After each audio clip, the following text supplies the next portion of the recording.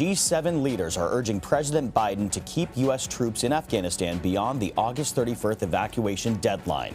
The group met virtually today to discuss the evacuation effort in Kabul. America's allies are upset over the deteriorating situation and claim the U.S. never consulted them about the logistics behind the operation. The G7 is also weighing whether to jointly recognize the Taliban as the legitimate government of Afghanistan. Meanwhile, CIA Director William Burns secretly met with Taliban leadership in Kabul on Monday. Officials are not releasing details about the meeting. The Associated Press says a Taliban spokesman claims he wasn't aware of the meeting. The Taliban is also refusing to extend the evacuation deadline and is warning of consequences if the U.S. doesn't abide by it. CBS News' Skyler Henry has more. President Biden set the August 31st deadline for the U.S. to complete its withdrawal from Afghanistan. But there are still tens of thousands of Americans and Afghan allies still to be evacuated. We are still driving towards the end of the month. That's where we are now. And if and when there's any change to that, we'll certainly, make it clear to the American people. The president held a virtual meeting with G7 allies. Britain and France are among those pushing for more time to finish evacuating their citizens. We have to plan on the 31st of August being the last moment. Every day we get after that would be a big bonus. CBS News has confirmed that CIA Director William Burns met secretly in Kabul with the Taliban's de facto leader Abdul Ghani Baradar. A Taliban spokesperson told CBS News' Roxana Saberi that U.S. forces staying beyond the 31st would be a, quote, red line. It is a violation of the commitment that President Biden has made. The Taliban says it's no longer allowing Afghan citizens to go to the Kabul airport to try to leave the country. We need to ensure that there is facilitated passage to the airport for American citizens, SIVs, third country nationals, and so forth. We'll continue those conversations with them. Ultimately, it will be the president's decision how this proceeds, no one else's. The U.S. has stepped up the number of flights out of Kabul in an attempt to evacuate as many as possible ahead of the deadline. Skyler Henry, CBS News, the White House. And for more, I'd like to bring in CBS News national security reporter David Martin. He joins us from the Pentagon. David, thank you for taking the time to chat with us. CIA Director William Burns reportedly met with Taliban leadership in Kabul on Monday, as we heard in that report. Are Pentagon officials in any discussions with the Taliban? They are in daily, if not hourly, discussions with the Taliban. By Pentagon, I mean military leaders actually on the scene at the airport in Kabul. You can't overstate how much this evacuation depends on the cooperation of the Taliban.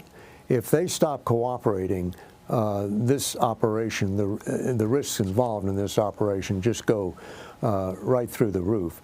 Right now, they are making it possible for Americans to collect at locations inside a safe zone that the Taliban have set up inside their checkpoints, and then the Americans are going to the airport. Sometimes they have to get picked up by a helicopter. Lots of times they just walk with essentially safe passage from the Taliban. If the Taliban stop cooperating, the only other way to get remaining Americans is for the U.S. military to go out into the city where there is no safe zone with helicopters or in convoys. And everybody that is in uniform today, all the senior generals, grew up learning the lessons of the famous Black Hawk Down firefight in Mogadishu back in 1993, in which a U.S. helicopter was shot down by a rocket-propelled grenade, and the attempt to rescue those soldiers ended up costing 18 lives, and the U.S. withdrew from Somalia. So they know the potential for disaster here if the Taliban don't cooperate. So when the Taliban says the red line is August 31st, they can make life difficult, if not impossible, after August 31st if they don't if they don't continue to cooperate. Yeah, you're really painting a, an urgent yet delicate situation on the ground there. And obviously a central question as well is, can the U.S. maintain the pace of these evacuations over the coming days? Now, NATO and G7 leaders are not happy with how evacuation efforts are going in Afghanistan. They are saying they were never consulted about timing or tactics. Is the Pentagon in communication with U.S. allies? And why wasn't there more discussion with those allies? Well, I mean, the answer is yes, they're in communication with allies, and we are constantly getting reports of the Defense Secretary having a phone call with one or another allied defense minister. But look, this is an emergency. This is a disaster. So the normal planning and consultation that goes on among allies, there's just not time for it.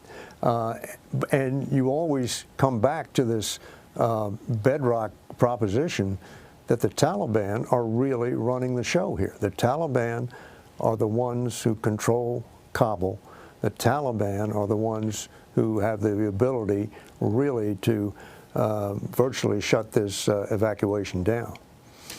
I mean, and to your point, the Taliban are running the show, which is forcing, world leaders to, pivot, turn a 180. So has the Pentagon indicated what will happen if the August 31st evacuation deadline is not met, given the fact that the Taliban are in control here?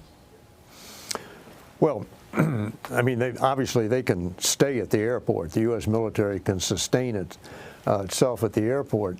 But if on August 31st, the Taliban stop letting anybody through their checkpoints, who are you going to evacuate? Well, I mean, what's the point of being there unless you start a high-risk operation of sending U.S. troops out into the city of Kabul? So staying after August 31st is fast becoming a worst-case scenario.